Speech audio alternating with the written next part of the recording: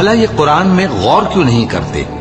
اگر یہ اللہ کے سوا کسی اور کا کلام ہوتا تو اس میں وہ بہت سا اختلاف پاتے،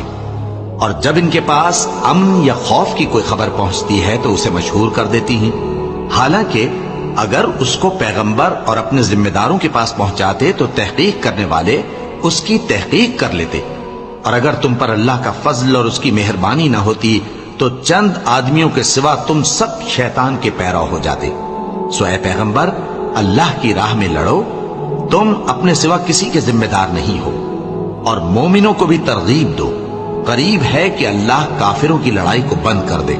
اور اللہ شدید ترین جنگ کرنے والا ہے اور سزا دینے کے لحاظ سے بھی بہت سخت ہے۔ جو شخص نیک بات کی سفارش کرے تو اس کو اس کے ثواب میں سے حصہ ملے گا، اور جو بری بات کی سفارش کرے اس کو اس کے عذاب میں سے حصہ ملے گا، اور اللہ ہر چیز پر قدرت رکھتا ہے۔